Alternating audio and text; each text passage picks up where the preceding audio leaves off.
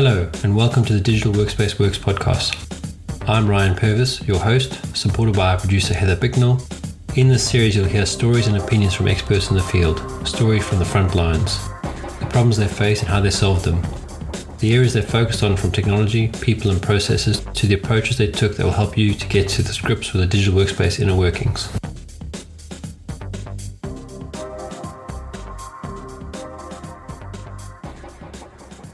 So I'll start with a fitness app. So I found an app that I'm really impressed with called Fitbod, Fitbod.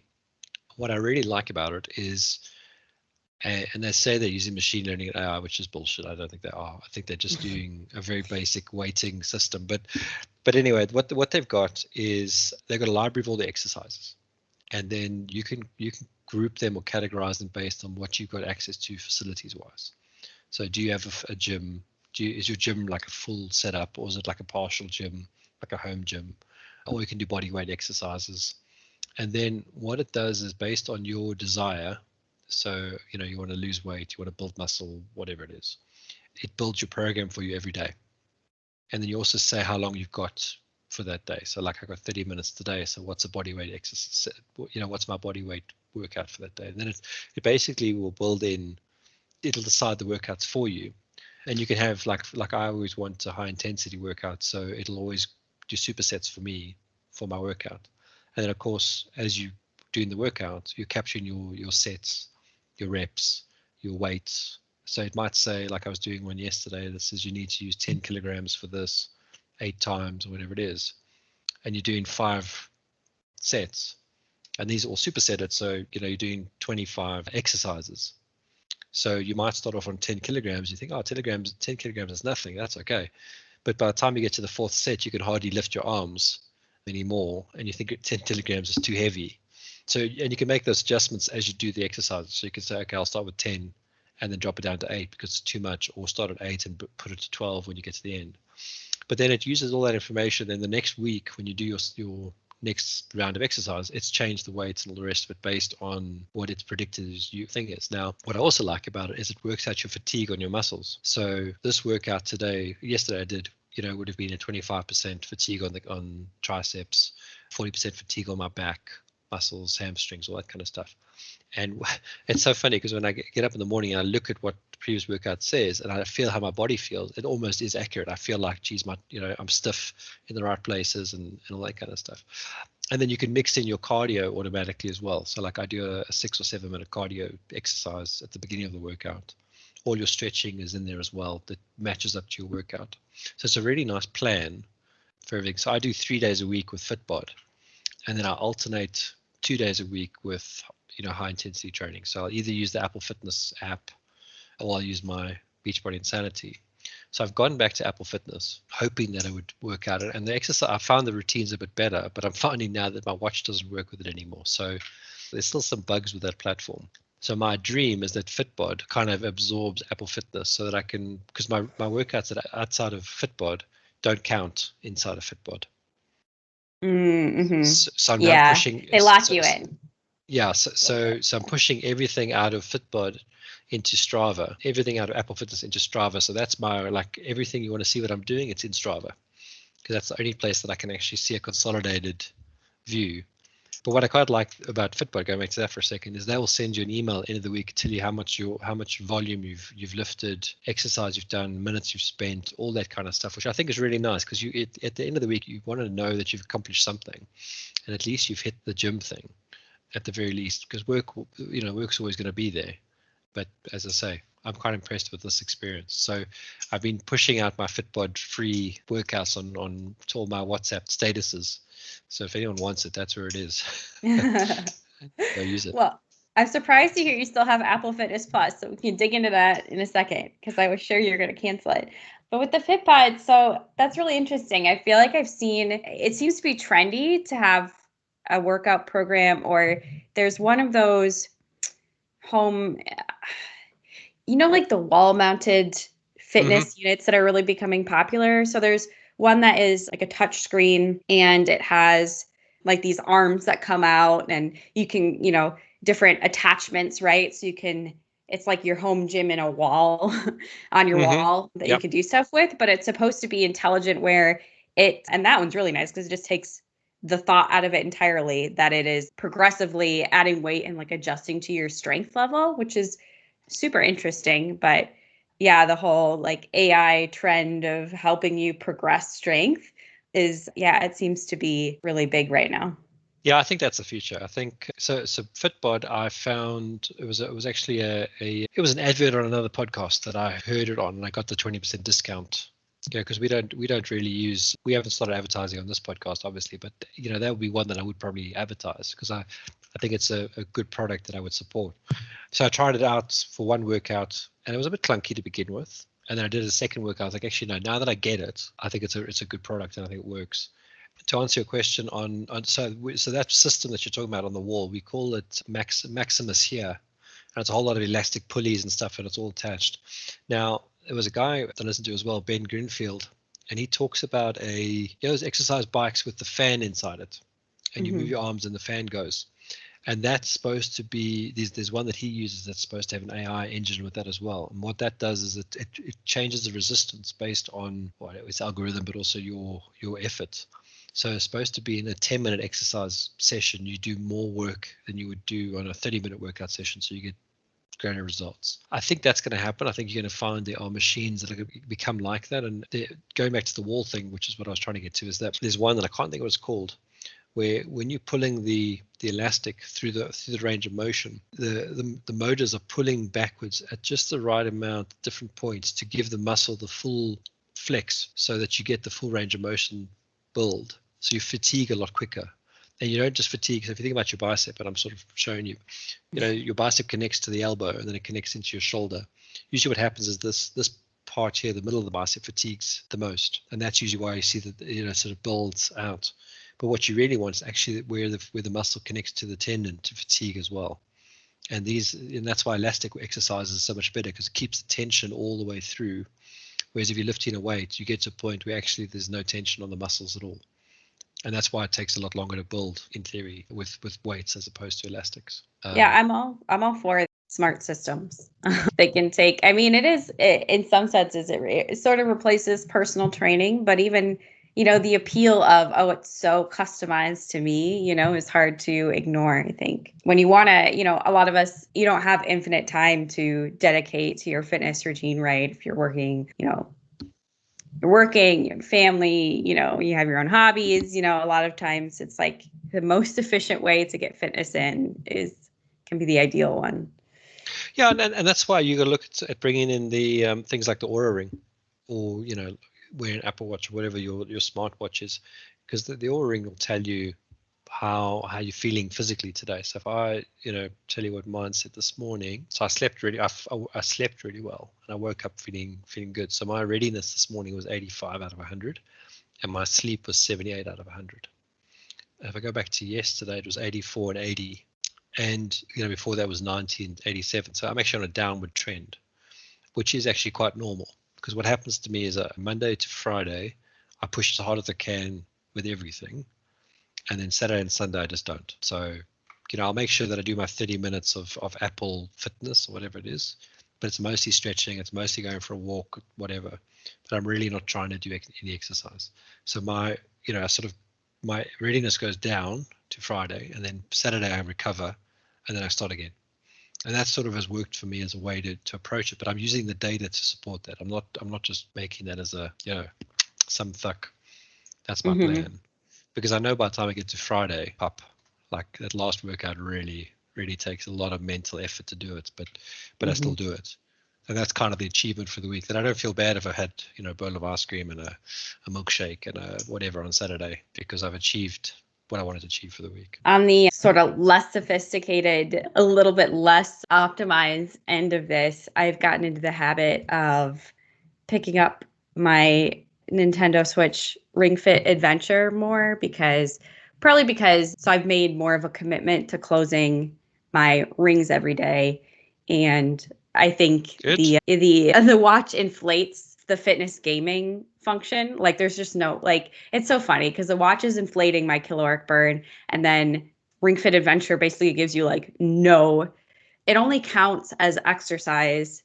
It doesn't, when you're using the app, it's not counting that entire session as exercise, even when you're, navigating the menu, you're pulling and pushing on the ring. So you are getting, a little bit of arm resistance, but it really is only counting when you're attacking your foes with your sets. So it really, like, the caloric difference at the end is always like, Ring Fit Adventures, like, you burn 56 calories and my watch is like 300. It doesn't make any sense. I think the truth is somewhere in the middle, but it is, that does the system adds, it adds levels, it adds difficulty. It always gives you the option to up difficulty in the form of, ring resistance or increase reps, I think is how they do it. But that one's just, I got it because it was novel, and I grew up with the Wii Fit stuff, which was always just, a fun thing to do at friends' houses. So, Ring Fit seemed like, the latest version of that. So yeah, I can't recommend it as someone's like soul fitness program, but as like just a way to give yourself more variety to do, any activity. I think it's a good system for that. Well, I think the key is you're doing something. I mean, I think I was listening to something the other day that walking is considered the biggest health find of the pandemic, because that's what most people are doing. And it's good. I mean, we take my daughter out for a walk. We go to gym in the morning, then we come back and we take my daughter for a walk for about an hour. So we do, 4 or 5 kilometers in that walk. Because, from wake up in the morning to that point, I'll do maybe 10,000, maybe if I'm lucky, 11,000 steps. So by 11 o'clock in the morning, South African time, that's what I've done. But between 11 and 7, I only do another 2,000, because all I do is stand by my desk all day, either on the phone or working on something. So you need to get the exercise somewhere. And I think that's the key, is that you need to find the solution that works for you. And if it means that you're playing games to do it, then even better. At least it's fun. Yeah, it adds a different element to it, I suppose. Not quite as fun as, a more traditional video game, but somewhere in the middle. It's at least distracting, I think, is the key. It doesn't really feel, and a lot of it is like, there's mountain climbers, you're doing different plank exercises or squats. Like, they are a lot of traditional exercises, but it's just gamified. So you still have Apple Fitness Plus, huh? Yeah, so my thing actually expires the 15th of April. So that's probably why I've still got it. So I thought I'd give it a good go. So I've got less than a month left. And I found a few exercises programs that were actually working as a sort of, stressing me out enough. But now what's irritating is my watch is not working with it. So I've had a few conversations with Apple support. And this is where I really get frustrated by their approach. So the first question was, tell me what version of iOS you've got, which I had sent in the original message, but I did it anyway again. Then they asked me to check a whole lot of little itty-bitty things like, are you signed in with the same account on both devices? What's the version of both devices? Does it work on all that sort of stuff? And I sort of sit there going, why don't just give me everything you want to know first? Or why not, why is there not an app or somewhere that I can respond to, in the Apple support app? A form, yeah. Well, not even a form, but like if I open the Apple support app on my iPad or my iPhone, why can't I give that permission to take a scrape of all the stuff from the device, the two devices, and run that while I'm doing the exercise? So like a screen record, because that's what I did in the end. I just took a screen record and I showed them as I log into the fitness session that here is me trying to use it. It's showing that I can't find the watch, and then I've got a video of my watch standing open waiting, and I'm going to send them both videos, because that's what they need. They need to see what I'm going through. But they've got, this is Apple. It's their operating system. It's their devices. I might have paid for them, but it's not like with Windows where there's too many variations on the device that they can't cater for everyone. These are machines that come out of the Apple factory. So why not have that all there so that they got all the diagnostic information they need, and then all I have to do is wait for them to analyze it and then come back to you and say, okay, now we've analyzed everything. We understand everything. Can you tell us something else? Maybe it's because if you think about it, they can work out the Wi-Fi strength. They can collect the diagnostics off the actual device itself. They can tell me what the Bluetooth is doing or not doing. All that stuff they have. So the answer could be as simple as a patch.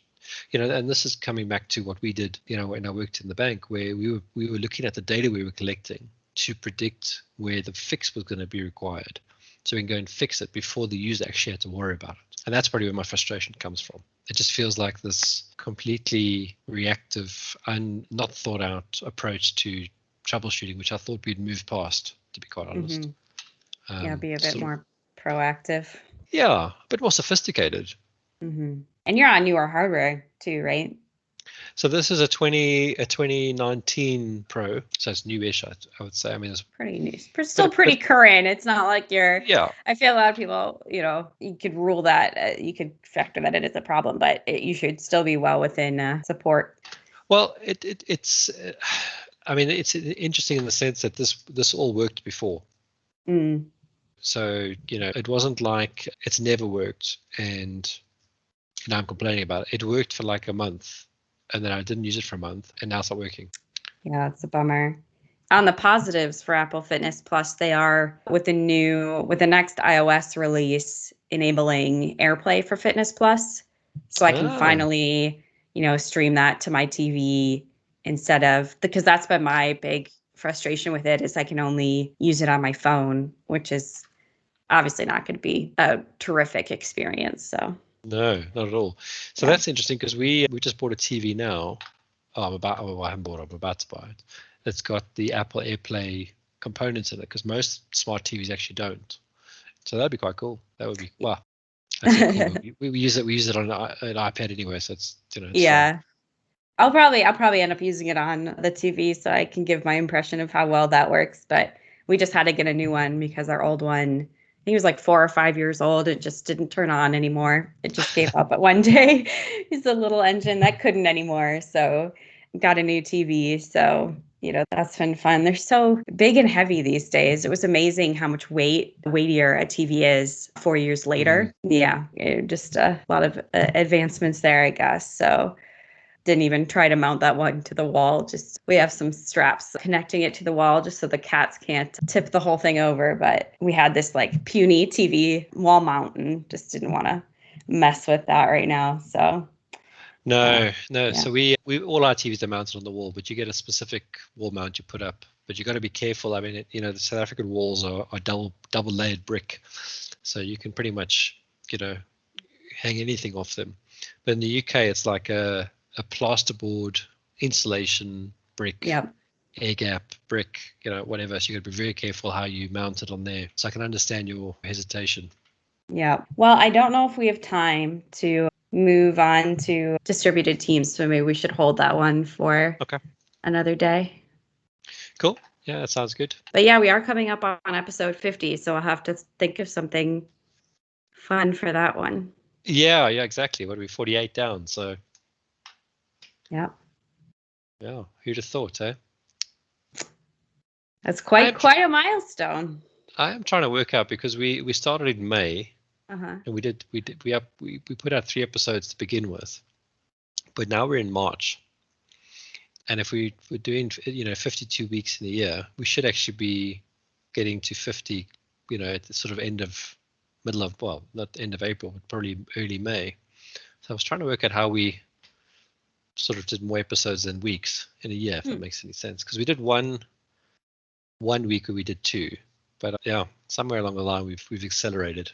Not that I'm complaining, but yeah, I guess there must have been a few double weeks, but for the most part, it's just been really consistently putting one out every week, come what may. So yeah. And now it's been put out automatically onto YouTube as well. So we'll see how that goes. Excited to see how that integration works. That'll be much more seamless. So awesome. Yeah. Super. Alrighty. Well, thanks, Heather. Yeah. Chat later. Thank you for listening to today's episode. Heather Bicknell is our producer and editor. Thank you, Heather, for your hard work on this episode. Please subscribe to the series and rate us on iTunes or the Google Play Store. Follow us on Twitter at the DWW Podcast. The show notes and transcripts will be available on the website, www.digitalworkspace.works. Please also visit our website, www.digitalworkspace.works, and subscribe to our newsletter. And lastly, if you found this episode useful, please share with your friends or colleagues.